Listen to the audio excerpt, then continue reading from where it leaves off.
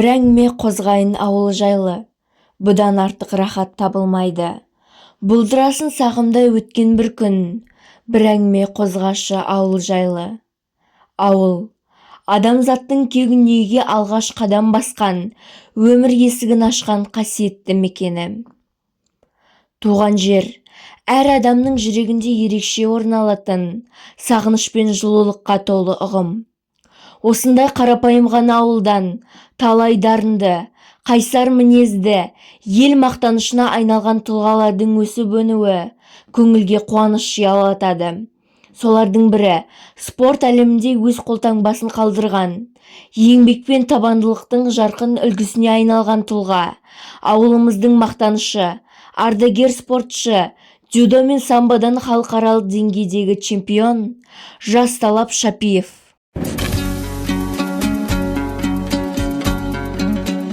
Мен Қаршы жалпы орта білім беретін мектебінің 6 сынып оқушысы Серікқали Гүлназым.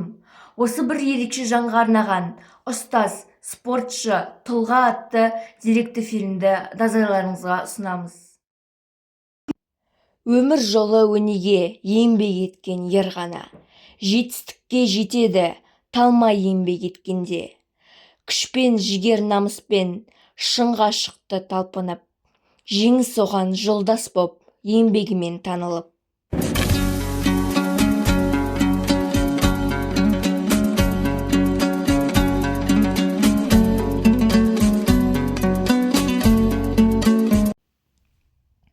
Шапиев Жасталап Сәлімұлы 1959 жылы 9 қарашада Батыс Қазақстан облысы Теректі ауданы Шалқар ауылында дүниеге келген. 1976 жылы Қаршы жалпы орта білім беретін мектебін тәмамдап, 1978 жылы отан алдындағы әскери борышын өтеді. 1980 жылы отбасын құрып, еңбек жолын бастайды. Ұстаздық жолды таңдап, Қаршы мектебінде дене шынықтыру пәнінің мұғалімі болды. Кейіннен еңбек жолын мұнай саласында жалғастырып, Сахарный мұнай жылыту станциясында қызмет атқарды. Өз ісіне жауапкершілікпен қарап, басшылық қызметтерде де абыроймен еңбек етті. 2022 жылы зейнеткерлікке шыққанымен белсенді өмір салтын тоқтатқан жоқ. Ол спорттың шын жанашыры. Дзюдо мен самбо спортынан аудандық, облыстық және халықаралық жарыстардың бірнеше дүркін чемпионы. Ресейдің Павлово қаласында өткен халықаралық самбо турнирінде 1-ші орын, Өзбекстанның Бұхара қаласында 2-ші орын иеленді. 2025 жылдың Орал қаласында өткен ардагерлер арасындағы дзюдо турнирінің жеңімпазы атанды.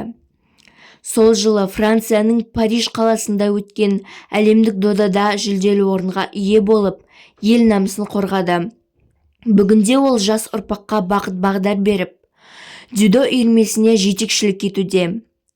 Оның өмір жолы табандылықтың, еңбектің және қайсарлықтың үлгісі.